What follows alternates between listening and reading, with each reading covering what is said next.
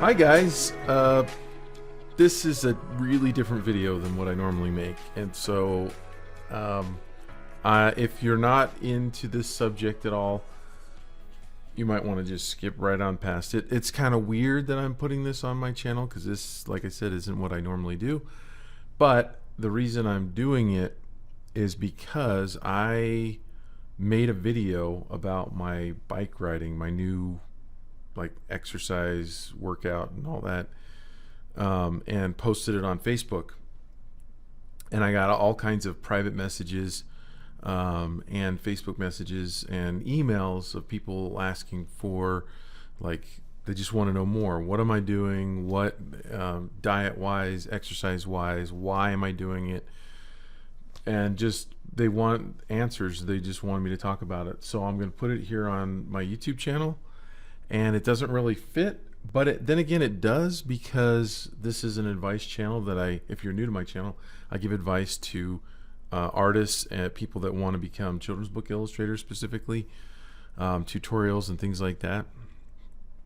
And but this is advice that I'm giving, and to tell you the truth, I'm a little scared to put it out there because I'm in the middle of this journey right now of losing weight, and one of the things that people that are losing weight always worry is, are they going to fall off the wagon? Are they going to stop doing it? And so putting it out here on my channel is kind of scary because what if I fail, right? But it is what it is, and I use my life and to hopefully be a good example of of the successes, the things that I'm able to do and share. And I share lots of different things that I'm learning, and lots of things that I'm doing. And I feel like I'm a lot better artist than I am at eating well and living well and all that. But this is part of my journey. And let's be honest, you cannot, your art, the art that you create, comes from within. And you can't really ignore, and I was, your health, because you need your health in order to create art. And it seems obvious, but I mean, it's true. And I have felt so good in the last 3.5 months that I really do want to share this, because I know that other people are probably like I have been, which is basically struggling. We're artists, we're at home, we're sedentary. It's hard to get out and to get enough exercise, and just the fact that you're sitting at a desk working and not having a job where you're on your feet means that weight gain or being on top of your fitness level is going to be more of a difficult thing, just by the nature of our work. So that's why I'm going to put it on this channel. I'm going to basically share the diet that I'm on. I'm going to share what I'm eating, how much weight I've lost, my general health level, the exercise that I'm doing, and all sorts of stuff like that. Recipes, I'll put recipes in. If it'll fit in the description, I'll put it down there. And different types of foods that I've found that are really helping. So let's just pretend that you're one of the people that asked me about this, and I've come over to your house and I'm sitting on your couch, and we're just talking about this, and I'm just sharing what I'm doing. That's basically what this is. If you're totally not into it, check back, because I probably won't be making many videos on this, but maybe I will do an update 6 months down the road or something like that. So if you're not into this, check back in a week or so, and I'll have another video that's more in line with the channel. Okay, so number one, I am not a doctor. And I want you to watch, I'm going to link a couple videos below from doctors that are putting their patients on this nicknamed keto diet, Keto, which is also stands for ketogenic diet. And I don't really want to get into the physiology of the diet and all that, because I'm not qualified to talk about that. I just know what's worked for me, what's worked for my family. And so but watch those. You might want to actually go and watch a couple of those videos first, and then come back and watch what I'm doing, because that will answer a lot of questions right there. But it is becoming a very, very popular diet. and one that is very healthy and helpful for people that are like me, who are pre-diabetic or who are diabetic. And it's helping a lot more than just those people. It's generally lots of doctors are putting their patients on this diet for a lot of number of reasons, which again they talk about in those videos. One thing I'm gonna just say up front too is I'm not gonna entertain any comments that are hating on meat eaters and stuff like this. That's not what this is about. Like if you're against eating meat, then I respect that, but like go make your own video. I'm not going to comment if there's any of those comments in the chat. I'm just not going to even respond to them. How I found the diet was my son's, I hope he doesn't mind me talking about this, but my son's wife, and I'm sure she wouldn't, she's very open about this and tells everybody, and she's on Facebook and everything. Also, I forgot to put in my notes, there's a lot of Facebook groups with like thousands, tens of thousands of people on this diet that show their weight loss and their support. So it's really cool. Like if you're thinking about getting on this, go check out, just type in keto and look at the different Facebook groups. Most of them require that you get invited. So you send a request, and then they'll approve you based on you agreeing to their rules, like don't hate on people and there are no negative comments and stuff like that. But tons of people, tons of support of people that are doing this. So my daughter-in-law was too heavy to have a baby safely, in a healthy way. And so my son said, well, let's both go on the diet together and do this together. And then we can be successful together and everything's going to work out and all. So they live with us right now as they're saving up and preparing to buy a house. And so they're in the house. All of a sudden they're eating differently, and I'm like, oh, what's going on over here? And for any of you guys who have struggled with weight, it's like the last thing you want is someone telling you to go on a diet, or your friends going, hey, guess what, I went on a diet, and you're like, don't talk about it then. Like it's a weird thing. It's like if you're not ready to do it, you don't really want to hear about it. So I was like pretending like, okay, well, you guys do your own thing, but I'm doing my thing over here. And then they were on it for probably a month and then maybe a month and a half or so. And then we were going to go camping as a family. And in my sick, twisted way, I was like, you know what I'm going to do? I'm going to sabotage them. I'm going to cook so much good stuff on this camping trip that they're going to go off their diet. They're going to realize that they don't want to be on this thing. And I even had to resort to like offering to take them out to eat, to try to, because I told them before we went, I said, if you guys survive on the camping trip and you stay on your diet, then when we get home, I'll go on the diet. But I didn't really want to. And so I was like, I got to make them cave somehow. So anyway, that was bad. But anyway, they did it the whole time. They were like, nope, can't have that. Nope, can't have that. Ooh, that looks good, but we can't have it, And I was like, wow, these guys are committed. Holy cow. And the thing is, they were losing weight, and they were already starting to show signs. And I was like, oh man, this thing. And I had known a few other people that had gone on this diet who had done really well with it. And I also knew that it was really good for people like me who are older, who are getting to be pre-diabetic.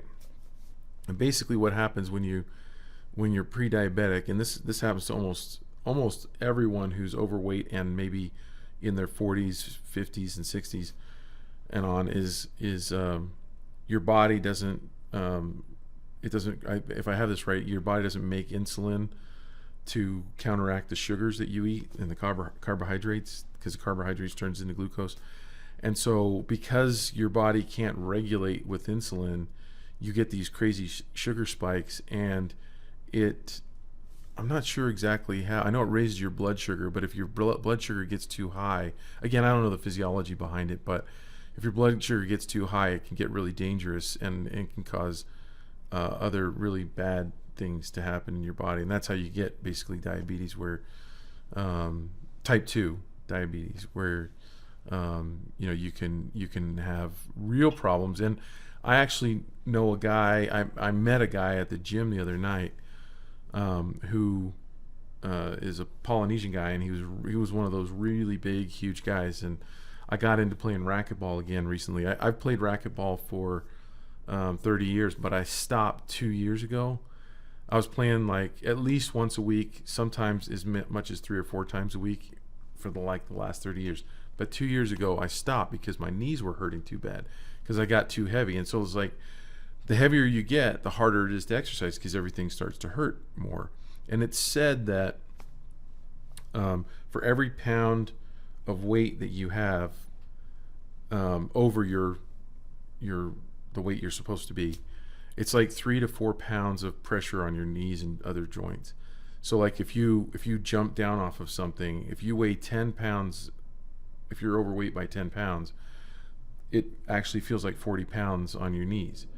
And I mean, it makes sense because I'm not a mathematician either, but force is like force times something times time. I'm not going to try to do it, but basically, that's how shock absorbers work, right? So a shock absorber spreads out force over time. Well, when you jump down on your knees, if you're playing racquetball, if you're playing basketball, whatever you're doing, if you're running, jogging, even walking, every time you take a step, because you don't have a shock absorber in your knee, all that force just pounds right on your joints, and it hurts, and it does damage. And so that's why I had to stop playing racquetball. But this guy at the gym, everyone was saying, I was asking who that was because I met all my old friends over there, and they were like, oh, he started playing again. He was too heavy to play. He got up to 450 pounds, and he's lost over 100 pounds. So when he came out of the court, I started talking to him, and I said, hey, so, I just struck up a conversation. So they said, you lost much weight. He's like, yeah, I've been doing this diet. I had type 2 diabetes. My doctors told me that they were going to take my legs within 6 months. Just the signs. He had dropped something on his toenail, on his big toenail, and it wouldn't grow back. And the doctor looked at it and said, that's a sign that you don't have circulation in your legs anymore, or very little circulation. And at the rate you're at right now, you probably won't make it to 6 months before you'll start to get gangrene on your legs, and but before that, we will cut them off. And he was like, got it. I am going to do whatever you say I need to do. And so the doctor was like, okay, there's this diet called keto, a ketogenic diet, and we're going to put you on that, and you're not going to eat any carbs. And I'll get to the eating and stuff in a little bit. But anyway, so he went on it, I think 7 months ago, and he's already down over 100 pounds. He got really scared and just went super serious. And he's playing racquetball. He's in the court playing racquetball, and he still has 50 or 60 or 70 pounds to go. But this is my new life. This is how I eat now. So when we got back from the camping trip, I just like, okay, I'm a man of my word. I said I'd go on the diet. I went on the diet, and then 6 weeks later, I went back to visit my dad and my sisters and my brother. And the year before, I had gone back for my brother's birthday, and my dad has type 2 diabetes, and he's like, well, let's come over here and test your blood. And I was like, oh, it's going to be high. I know it's going to be high. And it was 136. And he's like, that's like in the diabetes range. Like if you don't have it, you're going to get it within probably a year or so. I mean, like that's really high. And we tested it again. It was really high. So I knew like a year ago that I should have been doing this, but it's hard to start something. It's hard to get new habits going. And it's easier to just kind of put it out of your mind and think, well, if it ain't broken, don't fix it, right? So it really kind of took someone else in the house kind of going down this road and kind of showing how to do it. And so I'm really grateful for them that they started on this thing. So then I started on it, and then I went back to Maryland, like I said, in October. This is December right now of 2017. So like 2 months ago, I went back, and I'd been on the diet for like 6 weeks, and my dad tested my blood sugar, and it was a 76. And we tested again, or I had another friend test it, and it was right around 80. And so ideally, from looking online, my blood sugar should be between 60 and 80. Somewhere in there is like really in the healthy range. So I'm in the healthy range right now, just after doing this for, it was 6 weeks. Like your body it's amazingly adaptable. And so this diet just totally took care of the blood sugar problem. So right as of now, I've been on it for 3.5 months. And right now I've lost just under 50 pounds. I've got like another pound and a half to go. And I'll be right at 50. And so I'll talk about like what I'm doing for exercise to give you an idea on that, and how many calories I'm eating, because you do have to count calories. Unfortunately, you don't get out of that. And then like what my meals consist of and stuff like that. So I have the thing that, you know, a lot of people probably don't want to hear, that might be thinking about going down this road, is, you know, I'm going to have to start exercising. And, you know, if you're not exercising, that was never a problem for me. Like I have exercised my whole life, and I've done it in spite of being overweight. And that's probably the only thing that's kept me from getting diabetes is that I've always exercised, because exercise controls diabetes almost as much as your diet. And I downloaded this thing from WebMD that says, on the link of exercise and diabetes, it says, in either case, exercise can reduce the glucose in your blood, which is the sugar, right? Muscles can use glucose without insulin when you're exercising. In other words, it doesn't matter if you're insulin resistant or if you don't have enough insulin. When you exercise, your muscles will get the glucose they need and turn your blood glucose levels down. So, and in turn, your blood glucose levels down. Tongue twister. So basically, like that's, and I never understood why exercise helps so much, but basically, I guess when you're at rest, your muscles aren't really doing anything, so they can't burn the sugar. But when you're exercising, then your blood will actually metabolize the sugar. So that's a real help. And people that don't exercise tend to get diabetes easier and quicker than people who do. And I kind of was relying on that, the fact that I was exercising, you know, but I knew it was catching up with me too. And so I have been every day, and I remember, like, you know, when it got to where it was hard for me to ride the bike because I was too heavy, I started walking, and I felt like an old man, because I remember like these old men walking in my neighborhood when I was a kid, and I was like, am I an old man now? This was when I was 40.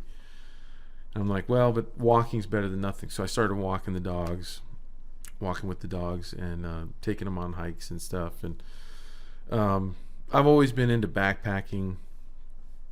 I've wanted to take my boys backpacking more, but it's also always been really painful. And this last trip that I went on a few years ago was really hard going in and coming out, just because I was just weighing too much. And so I'm really looking forward to being able to get back into backpacking again. That's a part of my life that I had to kind of give up.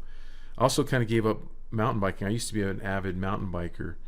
And this was part of the video that I showed on Facebook that got people asking about the diet. Is I got a bike again, and I got a fat bike just because I thought it would be fun to it's kind of a new novelty thing. And but I used to mountain bike every day for like 10 years. I was like, that was what I did in the morning. I would just get up and go mountain biking. And my wife was really into it, and we kind of found that together. Was really into snowboarding, and lately it's been harder to snowboard, even though I still go up and hike with the dog. I haven't done as much lift service just because it's so hard on my knees. So I'm really looking forward to getting back in and doing that again. And then again, like I said, I started playing racquetball again. So every day I'm doing something, and it's gotten to the point where exercise is really addictive. If you get into it, you'll get to where, at least I do in the day, where I'm like, okay, when am I going to exercise? Because it gets to the point where I don't have to force myself. I remember when I started walking, I had to force myself to go walking. And what facilitated that was the muscles in, I found this out later, but the muscles in my back got really weak because I wasn't doing anything. This is when we were living in California, and I had lost the ability to go mountain biking because all the land around us was private property. And so I stopped mountain biking, and then I didn't have the same network of people to play racquetball with, so I was playing racquetball less. And all of a sudden I got this pain in my back where I had to actually crawl into the shower because my back got stuck. And the doctor was actually the one who told me to start walking. He's like, if you start walking, it'll strengthen your back muscles. And he gave me some other exercises to do. And I was able to fix that problem just with walking. I was like, okay, so if walking equals not having that kind of back pain, then I am going to walk every day. And forcing myself out the door was tough for the first year and a half. It took a year and a half for that to become it's not a habit anymore. I wouldn't say it's a habit, it's a need. Like, if I'm sitting here drawing, all I'm thinking about is, when do I get my exercise in? I enjoy my exercise as much as I enjoy eating. And I can't not do it. So every day, 6 days a week, I'm exercising. And I want to get to where I can do a lot of the same activities because it's just fun to do, the mountain biking and the snowboarding and all that stuff. So I'm really looking forward to losing more weight so that I can do those things better and have more fun doing that, because I think that is one of the things that's actually helping me control the eating, and making sure that I'm eating the right amount. And I might also add, this is one of the things I put on the video the other day, is that now your body will forgive you fairly quickly. Like, if you're treating it right, it's amazing how strong you can get and how quick you can get strong. So I gave up mountain biking for probably a good 10 years, where I didn't mountain bike in my 40s. And now I'm 51, and I got the bike like 3 months ago, and already I can ride nonstop 3.8 miles up this Squaw Peak Road. In fact, here's a little video of me riding it yesterday. And the other reason I got this bike is because you can ride in the snow. And this doesn't really look like it, but it is uphill. It's pretty steep uphill, and it's nonstop uphill for 1,600 feet for 3.8 miles. And I've been able to ride up there 5 times now. I've ridden parts of the road a lot more than that, but I can ride all the way to the top. I have to come. Sorry, I got like a virus protection thing popping up. I can ride nonstop, and I couldn't do that when I first got the bike. I couldn't even come close to that. It's just in the last couple weeks that I've been able to get up there, and so it just shows me that I have so much more potential and so much more than I can do. But it's all really comes down to getting the weight down.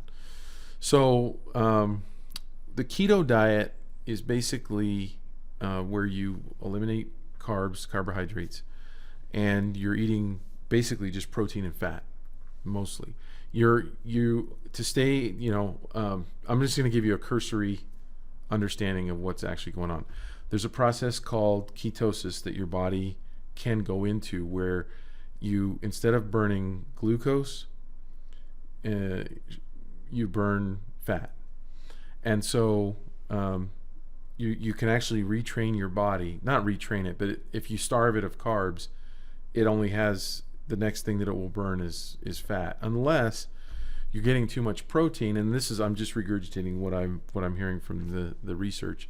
If you're eating too much protein, then your body will use protein to burn, and it can turn your muscles into glycogen. So basically, you start to eat your own muscle mass. So they actually have done research and studies which show that it's better for you to completely fast and even do intermittent fasting than it is to get too high of a protein diet, and with no carbs, because your body will then apparently you'll be spinning your wheels eating or burning your muscle mass instead of burning the fat. So to train your body to burn the fat, you eat mostly fat, or most of your calories from fat. So not necessarily, if you look on your plate, does it just look like you have a whole hunk of lard on there or something. You're getting, a fat calorie has more, let's see, a fat gram has more calories in it than a protein gram and a carb gram. So your plate can look sort of like a normal plate, but it can be really high in fat, because again, the grams of fat have more calories in them. And so what you're trying to do is you're trying to basically starve your body of carbs so that you burn fat. And you can get a few carbs in a day. So you can get, what they recommend is somewhere between 25 and 30 carbs. And so you have to really kind of start to look at one thing that you can do. One thing that I've done is I've eliminated rice, I've eliminated potatoes, I've eliminated sugar. Sugar really is a killer. And I thought that would be a lot harder to do than it has been. And it has been so much easier to get rid of sugar. So I haven't had sugar in the 3.5 months, except I did have it at my brother's birthday. I had a piece of cake, which I had planned to basically go on food vacations. So basically I'd planned, I'm going to eat a dessert there, but I'm not going to go crazy. I'm going to have a piece of cake and some ice cream, and then on Thanksgiving, and then I'm going to do it again on Christmas. So just one day, and it's not like I'm going to make up for lost time on those days. I'm going to enjoy a piece of cake, and then I'm going to be done, or enjoy a piece of pie and be done. And that won't kill you if you're eating in moderation like that, but it will throw you out of ketosis. So to be in the ketosis state usually takes anywhere from 3 days to 2 weeks, somewhere in there. And once you go into that state, your body is basically primarily just burning fat. And so it's burning the fat that you're eating. And then when it runs out of that fat, it starts burning your fat stores, the fat that's on your body. And apparently you can lose weight faster when you're in ketosis than you can just eating like a balanced carb, protein, fat diet, which I actually tried last week, because before I did this video, I used myself as an experiment, and I wanted to see if I could eat the same number of calories which I was eating, which I'll get to in a second, but introduce carbs back in. So right now I'm probably not in ketosis right now because I ate carbs last week, but I wanted to see if I would lose the same amount of weight, and I have been losing somewhere average between 2 and 3 pounds a week. And last week I lost 0.5 pound, and I ate the same amount of calories, but I introduced carbs back in. So that was really interesting. My theory was, I'm very skeptical as a person, and I was like, you know what? I wonder if I would lose the same amount of weight if I were eating carbs as well. And so I measured, and I just introduced some back in, and boom, my weight loss wasn't the same. And one of the big benefits, a huge benefit to this diet, is that when you eat carbs, if you're eating potatoes or rice or pasta or sugar or potato chips, just pancakes, flour, white flour, muffins, all that stuff, cereal, you will get a sugar spike in your blood. And then when you come down off of that, and this again, I'm just regurgitating what I've been told, but I'm finding that this is true, is that's when you start to get hungry. You get a hunger signal goes to your brain that says, whoa, this sugar is supposed to be up here, and now it's dipping. We need to eat again. Even though calorically you don't need to eat, but your body sends a signal going, we're hungry. And that's apparently why you can eat a big bowl of pasta, big plate of pasta or Asian food, and then be hungry an hour or two later. And you ate a ton, and now you're wanting to eat again. And I can just tell you, I don't get that anymore. That when I eat the keto diet, it's the first time in my life where I've actually forgotten that I need to eat again, that I should be hungry. Another thing that these doctors are saying is that three square meals a day is a myth. It's an invention of the 20th century. It's an invention of advertisers. Your body does not need 3 square meals a day. It needs a specific amount of calories a day. It needs vitamins, but it doesn't need to get them in 3 equal meals and at certain times of the day or anything like that. You can eat at different times. So yeah, so I'm not getting hungry, so that's a really good thing. Now, people will say, like, don't eat artificial sweeteners, don't eat after 6 o'clock or 8 o'clock at night. Don't drink diet sodas. What are some of the other don'ts? I should have written more of them down, but they'll have all these things, like, and there'll be people and probably comments on this. Don't eat meat. Don't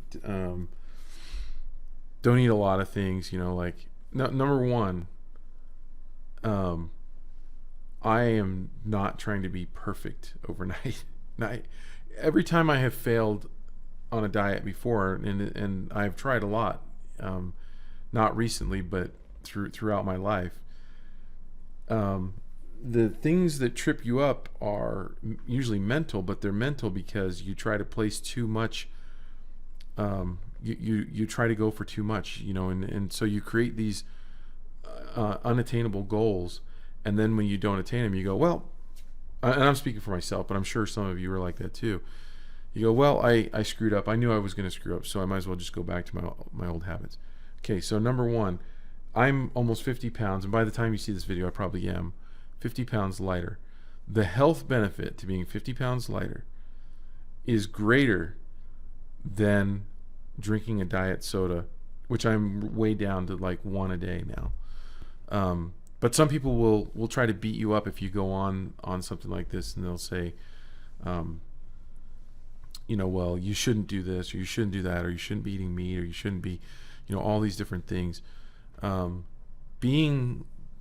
Getting into your ideal weight is probably one of the biggest things you can do to make your health better. And if you have to drink diet sodas to do it, so be it, right?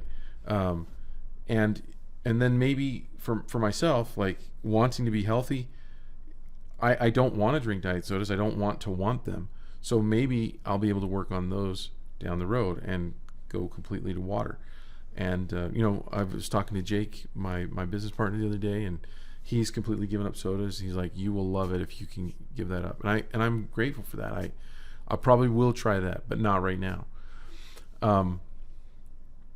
So let's see.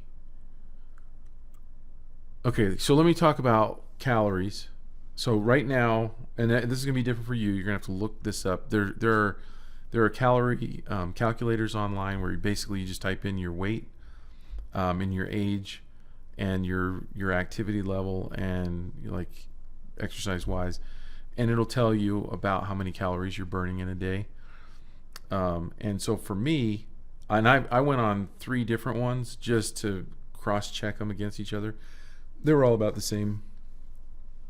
It tells me that if I want to maintain my current weight right now, not the weight that I was at, but my current weight right now, then I would have to eat about 3,000 calories a day, which is a lot. It's a lot of food.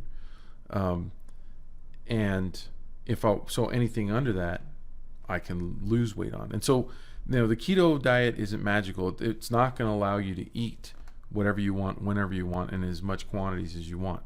You still have to control your calories. They call them macros. You have to control the amount of calories you're getting, and you have to know what your maintenance calories are. Like for my wife, she's probably only like 1,000 calories a day, and so she's really, she always says it's not fair. It's not, that I get to eat more, but that's just the way it is. And so my goal right now is to get between 2,000 and 3,000 calories a day, Because if I do an exercise where I ride the 3.8 miles up to the lookout, that's 1,600 feet nonstop in elevation gain, it takes me about an hour and a half, and it says I'm burning somewhere between 1,000. I'm a little skeptical. It says I'm burning about 1,000 to 1,500 calories doing that. Now, as I get lighter over time, I'll burn fewer and fewer calories. So I have to keep checking that. So right now, if I eat 3,000 calories, but I burned 1,000, then I should be in around the 2,000 calorie zone, which is ideal for me to lose weight on 2,000 calories because I need 3,000 to maintain. So, and that's been true. The math that I've been doing with the diet is pretty much right in line. So it's another incentive for me to do these big exercises because I get to eat more. And so my game plan is that I skip breakfast in the morning. That's another thing that they're saying is a myth is people who skip breakfast. There's a couple things that, and psychologists and nutritionists are starting to wonder. They'll say things like people who skip breakfast usually weigh more, or or people who eat late at night usually weigh more. And what I think it really comes down to more than when you're getting your calories has to do more with the type of person that you are, the type of discipline that you have. And if you've already eaten your meal, your evening meal, then if you're watching your weight and trying to count calories and stuff, you probably don't want to go back and start snacking or eating a lot more, because you realize at that point that you're going to gain weight. And so, but people who eat later, so like I'm not eating late at night now, and I'm losing weight. So I think it's part of my meal plan anyway. Another thing that I was thinking, this is the thought I had, like some people will say, well, diet sodas will prevent you from losing weight. You've probably heard that one before, right? There's something in the diet soda that stops you from losing weight. Well, one, I've been drinking diet sodas this whole time, so that's already not true. But if it were true, then wouldn't someone who was in a concentration camp, all they would need to do is have some diet soda and they could just live off of 0 calories? I mean, it's kind of a silly thing to say that, you can tell that I like my Diet Coke for now. So I skip breakfast, and then I try to have, I try to basically have between 800 and 1,000 calories before up till 5 to 6 o'clock at night. That way I get to have a really nice dinner at 6 or 7 or 8 whenever I want to eat those other calories. So if I've had more like 800, some days I only have like 600 up to that time, and then I can have, if it's a big exercise day, I can have a 2,000 calorie meal, which is a ton of food. Another benefit of this diet is because of the fact that you're not drinking your calories like in sugared sodas or milkshakes, or you're not eating candy bars or little things that are packed with calories. When you get 1,000 calories of food, 1,500 calories of really good food, it's hard to eat in one sitting. I mean, that's a lot of food. So you're definitely, people are not hungry on this diet. I choose to eat fewer calories in the beginning of the day so that I can have a lot of calories at night. They say that your willpower is like a muscle, and it gets worn out through the day, and that's why it's the worst at night. So one of my strategies is be strong in the morning when you're fresh, when you've got things to do, when your mind is busy. I'm down here at the office, I'm working and not thinking about food. And then when I'm at home thinking about what can I eat, I don't want to have spent all my calories already. So that's working out really good. I can eat a ton of food even late at night, some nights if I want to, if I've budgeted for that, and I don't have to worry about it. I don't have to feel guilty, and I'm still losing weight at the end of that week. Another strategy I have is I weigh myself once a week. The reason for that is because your weight loss isn't always, let's see, this way. It's not linear. It's up and down throughout the week. And so I don't want to get false signals of a slight up right before it takes a big jump down, which messes with your mind and makes you think that all of this sacrifice isn't doing you any good, when really it is, because you're, number one, you're healthier. Even being heavier, if you're eating the right things, you're healthier. But two, the weight will come over time. I have had a couple of setbacks, a few days in there. I haven't been perfect, where I've eaten a few things or too much of something. We went to a Hispanic restaurant one time, and I just got on the chips. I'm like, you know what? I'm just going to have these chips. And it took me out of ketosis, and I had to get back in. In 3.5 months, the crazy thing is I probably could have lost about 80 pounds, I figured, about almost double what I've lost, if I had been very strict. It's very fast. The weight comes off amazingly fast on this diet, or can if you're really on it. And you can be more aggressive. Like my 2,000 to 3,000 calories a day could be 1,500 to 2,500, and that would make it go off. But what I'm really trying to do is I have been looking for a lifestyle where I don't have to think about it, where I don't have to constantly decide, am I going to be on the diet today? Am I going to follow through? Am I going to stop and get something that I shouldn't get? And this diet, there's so many rewards, because I'm going to get to some of the food in just a second here. There's so many things that you can have that are great, that if you focus on those, and that's been one of my strategies, is that it has been, there are whole days and groups of days that go by where I don't even think about being on the diet. It's just like, this is what I'm doing. I'm enjoying life, and it's becoming habit. I think if I'm 3 months to 9 months further down the road, and I think it will kind of be locked in to where I'm not thinking about it at all anymore. Like, I haven't had French fries in 3.5 months, and I used to have fries all the time. And just that alone, like if you just did one thing, like if you were normally, getting something like French fries, a bunch of times during the week, and you only cut that out and replace that with something healthier, you would see an impact on just that, And maybe there's a thing where if you're going to try to do something like this, where you step it up every month, you take away something else and add something else that's really good in place. I don't know. Different things are going to work for different people. The people who struggle on this diet the most, from the videos that I've watched, are a lot of people who have been fit or who are fit, who try to go on this diet for the other benefits. There are people who get diabetes who are in a good weight zone. Maybe they're genetically predisposed to getting diabetes. Maybe they're not exercising as much as they should be. But either way, like, you can be in a good weight, right near your healthy weight, or even at your healthy weight, and still get diabetes. And sometimes doctors will try to put those patients on the ketogenic diet. And the reason they fail is because they'll never go into ketosis because they won't eat enough fat.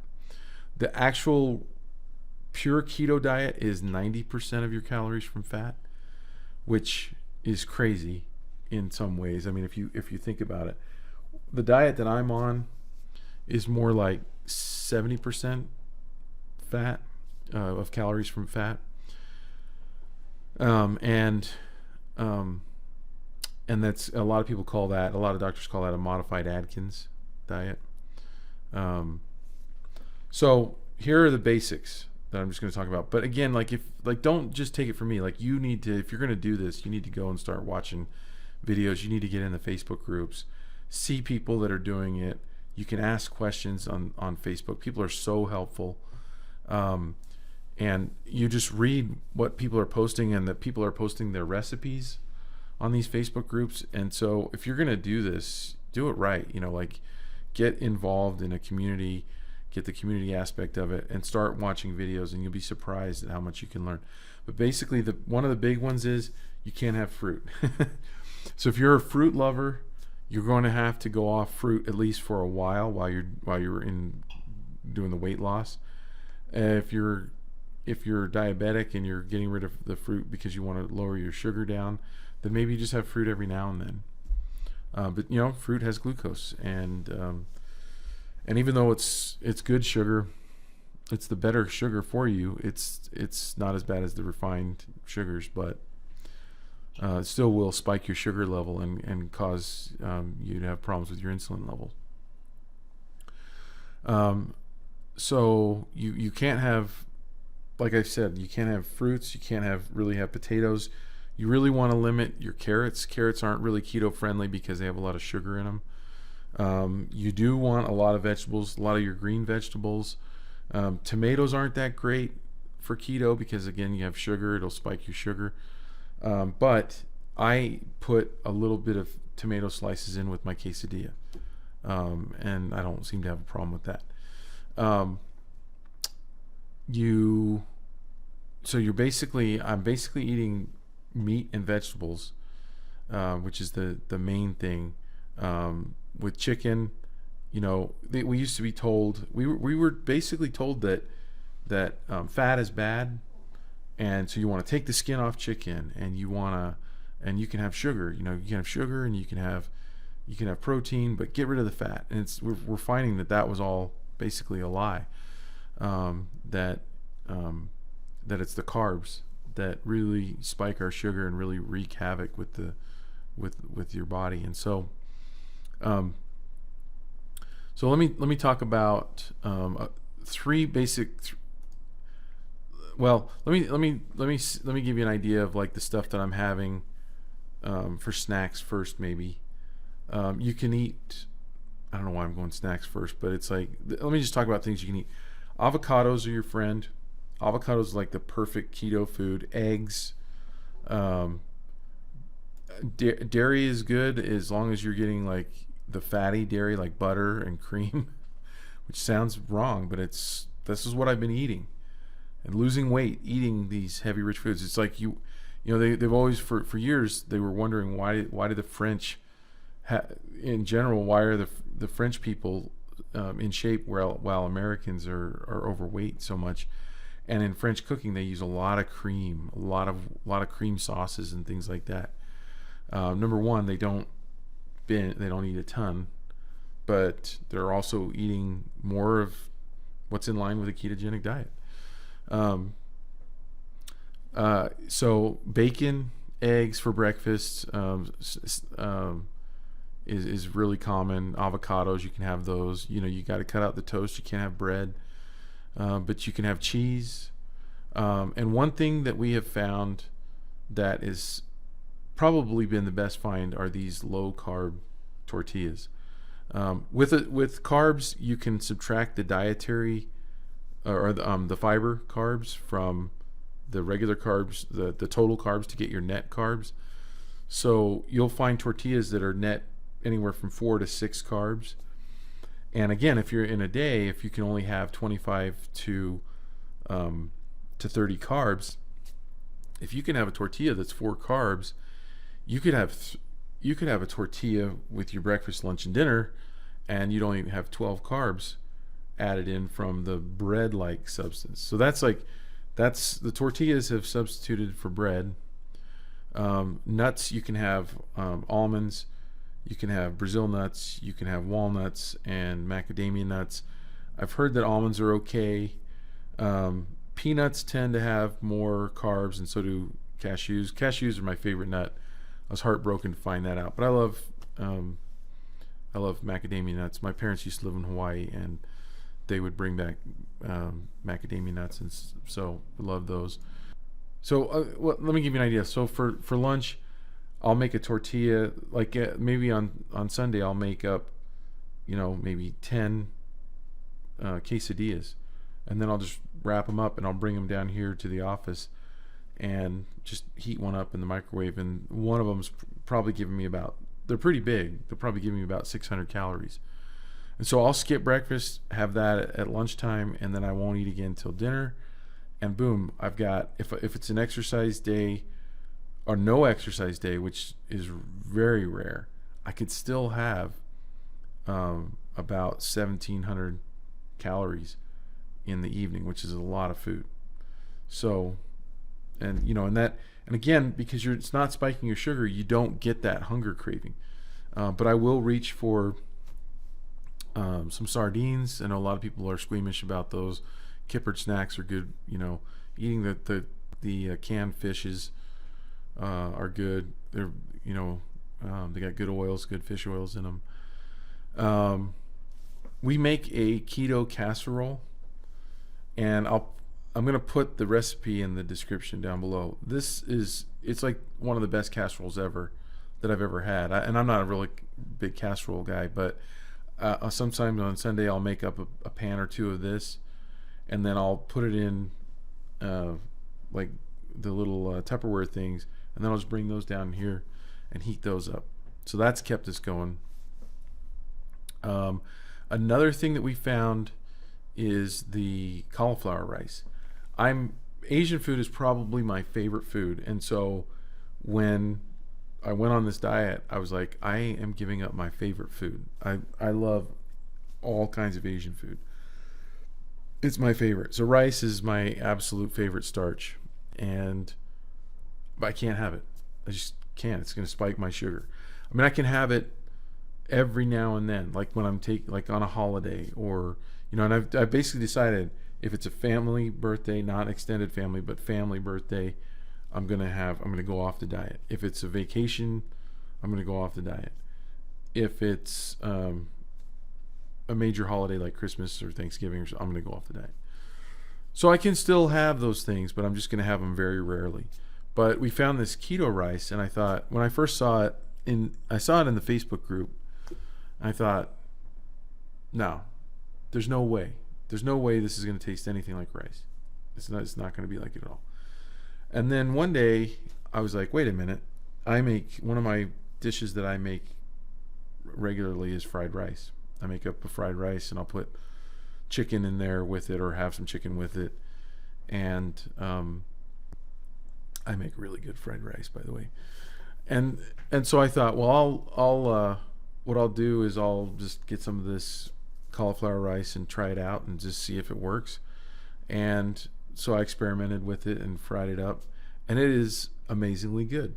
It is definitely not rice, but it's not a poor substitute. I put a little of the xylitol in and it is surprisingly good.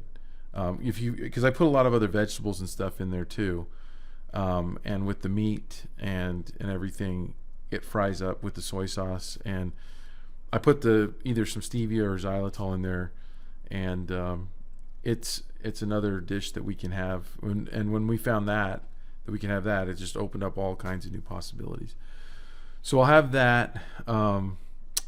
Another thing you can have is like sugar-free stuff, so like sugar-free jams, sugar-free barbecue sauce, and like I mentioned, the stevia and the xylitol, or Xyla is the brand name that I get, and I just order those on Amazon, or I go to the local health food store here. They're really good sugar substitutes. And one thing, so my biggest vice, I will admit right now, was sweets. That was the hardest thing. Like I'm good at eating ice cream, like really good. I love ice cream. And so the xylitol, which is actually, it's a sugar alcohol, but it doesn't have any alcohol in it. It's actually made from fruit. And that and the stevia is a little bit more of a natural sweetener. Be prepared, they are a lot more expensive than refined sugar. But you're not eating them as much. You're not eating them all the time, so it might cost you sort of the same amount. It's like you're just not eating sugared stuff all the time. So what I have at night, I budget in, and I save up enough for me to have 500 calories a day of a chocolate milkshake at night. And what I do is I buy half and half and pure whipping cream, and I put some stevia in there and some xylitol, or the Xyla, to sweeten it to taste, and some cocoa powder in a shaker bottle, and shake that up, and it's amazing how good it is. We've also taken our ice cream maker and just taken that same mix and thrown it in the ice cream maker, and you make it to taste. You put as much chocolate in there as you want. You put as much sweetener in there, and put I put equal parts cream and half, and it makes an amazing ice cream. The problem with making the ice cream is it's so good that we tend to eat too much of it. So we've kind of only are going to make ice cream on special occasions, because again, you can get too many calories. But your sugar doesn't spike. It's not going to spike up your sugar. So it's something you can have. Now, I want you to know, I'm not a guy who likes sugar substitutes and stuff. And so when I first started finding these, it's weird because I don't like the xylitol flavor by itself, and I don't like the stevia flavor by itself, but together, it's like they almost act, to me, like sugar more when you put them together. I don't know. That's just kind of what we found. But I'm amazed at how satisfying it is, and how I don't feel like I'm missing sugar on those. So that's been a huge thing when I think about getting, if I have a thought that pops in my head, like you could go get some ice cream or something, I'm like, I'm gonna have the shake at night. Don't need it. The other thing that's really good are Reese's peanut butter cups. The sugar-free ones are amazing. In fact, I think if I got one without knowing it was sugar-free, I wouldn't know. And then Russell Stover makes all kinds of sugar-free peppermint patties, all kinds of chocolate candies that are sugar-free that you can have. You can't binge on them, and the good I guess this is a good thing. If you eat too much, they act like a laxative, so you might not want to go too big on them. Plus, they're really expensive.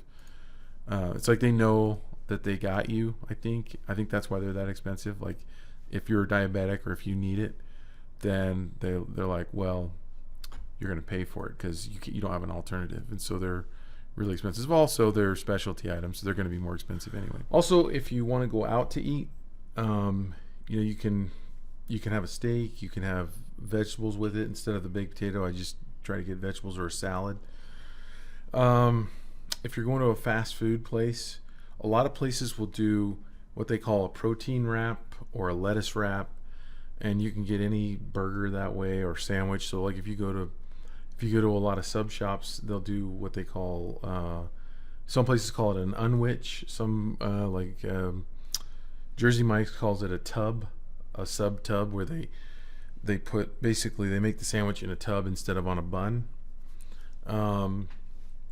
So yeah, you can get stuff like that. A lot of times, a cheap snack or a little cheap meal, if you're just dying, and you are hungry because you haven't eaten in a while, and you just want to get something in you so you can keep going.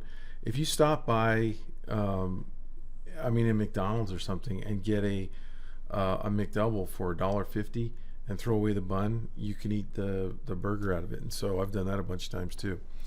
So that's like the stuff that I'm eating. I'm trying to look through my notes and see if there's anything else on here that I'm missing. But basically that's what we're doing. Everybody, my wife's on this now. She's lost a bunch of weight. Everybody in the family's doing this. And we're still going strong. My son has lost 55 pounds. And my daughter-in-law has lost 40 or 45. And they took some time off. They've gone on like 3 or 4 vacations, and they've taken off each time. So they would be way further ahead too if they had stayed on. They're still going strong. And that's basically it. I just hope I'm not forgetting anything. If you have any questions or anything, you could email me. Maybe I'll do a follow-up on this another time. There are, every now and then, I have seen things. I saw a thing pop up, and a guy posted this just so everybody could laugh at it in the keto Facebook group. A guy posted a video of a nutritionist saying, the keto diet's really bad for you. It's really dangerous. Don't go on it. And she just kept saying, it's dangerous. It's really bad for you. You shouldn't go on the keto diet. It's not good. What you really need to do is eat balanced carbs, protein, and fat, and keep your fat intake down low. And that's what you should do to be healthy. But don't go on keto. It's really bad for you. And the whole time we're waiting, like, okay, what are the findings? Like, how is it bad for you? And she never said anything in there that was bad. So everybody in the group was kind of laughing at it. You would think that it would make your cholesterol go up. It actually makes your cholesterol go down. I will talk. Maybe I'll finish with this. I'll try to explain this. But like, if you want to go in depth, you can definitely look for videos of doctors talking about this, because doctors explain this way better. The reason I'm going to do it in here is because maybe you're on the fence of thinking you're going to do this or not, and maybe I'll say something that's interesting enough for you to actually go and check out the other videos, or do some reading. Look at the research online. But in the past, they would take, you'd see them take like someone's artery from some dead guy or something, and they would squeeze out like cholesterol and fat and stuff that's clogging up the arteries. So you say, well, how do you get clogged arteries other than like eating fat? And what they have found is, number one, your body actually makes a ton of cholesterol every day. I think it's something like 3,000 milligrams, I want to say, but don't quote me on that because I can't remember. I'm trying to remember this from what I've heard the doctor saying. Your body makes a lot of cholesterol. So cholesterol is something that your body, number one, has to have. You don't want the bad fats. You don't want the trans fats. You don't want to eat margarine. Like, if you're eating that, stop. That stuff is a killer. But you want stuff that your body can metabolize, like animal fats and fats from, like I said, avocados, dairy type fats, things like that, eggs. In fact, we used to throw away the egg yolk. Now they're saying egg yolks are good for you. But what they're finding is that the reason that you get your arteries clogged isn't because you're eating fatty foods. It's because you're eating the refined flours and sugars. And what happens is, when those molecules go through your arteries, they create inflammation. Apparently, now we didn't evolve. Like pasta and white flour and refined sugarcane is a new thing within the last 150, 200 years. That's new, and so our bodies weren't designed to process those things. And so one of the ways it manifests itself is that it creates inflammation inside your arteries. Well, inflammation is like a sore. It creates basically sores, and your body's response is to go and create a scab, just like it would if you skinned your knee or you hurt another part of your skin. Your body has a way of making a scab to cover it and to protect it so that it can heal, and then as it's healing, the scab goes away. Well, apparently what's happening inside your arteries is that there's three components, and I tried to find this the other day, but I couldn't find it, and I didn't have time to really look for it. But if you're interested in this, you can go find it. There's three components to the scab that your body makes inside your arteries, and one of those components is cholesterol, and it's only supposed to be temporary.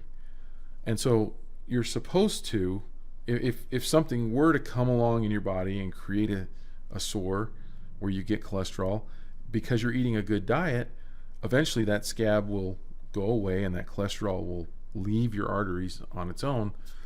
But if you're eating every day, if you're eating like I was, like most people are, white flour, sugar, and other types of processed carbohydrates, then you're constantly irritating the inside of your arteries. And so your body is continually trying to repair by creating these scabs inside your arteries.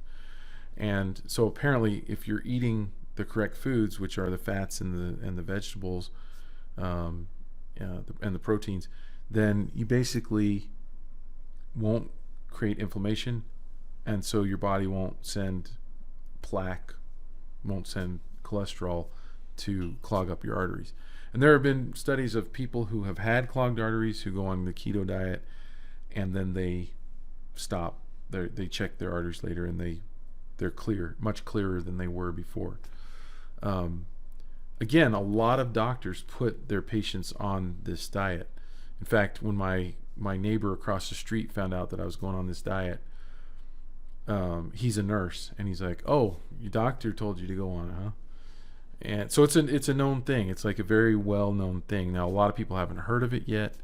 A lot of people are familiar with Atkins, which is very similar, but the fat content on keto, on a ketogenic diet, is much higher than on Atkins. So anyway, I really hope this helps. Again, if you have questions, hopefully maybe I can answer them, but I would suggest, like, there are people that are on the keto diet that know way more than me. Like, I basically make foods. My strategy is to make foods that I know are safe for keto. I don't measure everything. I approximate portions. So like when I get casserole, I portion myself out what is a normal, what would look like a normal size portion. I know that that's really vague, but like if you look at a TV dinner or something, like, or they say that the size of your fist is about the size of your stomach, right? So that's basically what I'm trying to get, is a normal size for a meal.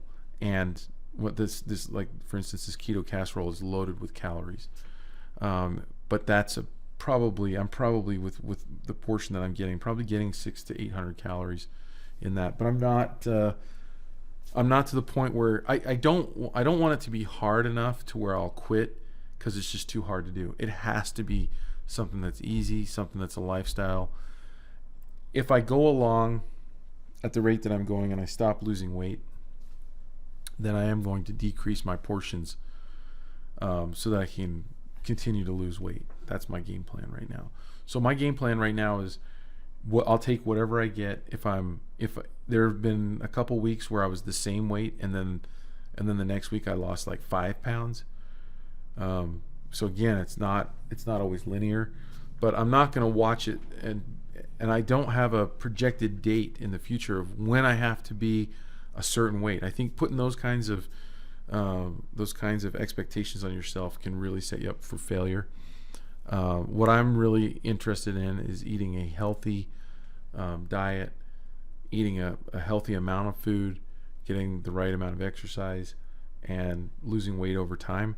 And if it takes me a couple of years to get down to my ideal weight, so be it. If it takes a year, then that's even better. And then not going off of it when I get there. Like, this is how I'm going to eat. I have to eat like this, otherwise I'm going to get diabetes. So this isn't something like I can't wait until I can go off this. This is my new reality. This is the way that I'm going to be now. And like I said, I will take a vacation from it. And I think that that's the best, at least for myself, that's a good way to look at it, is, there will be a day where I get to indulge and have some of these things that I've cut out, and then I go right back on to what I've been doing. And anyway, we'll see how that works. So far, it's been working really well. Okay, thanks for watching.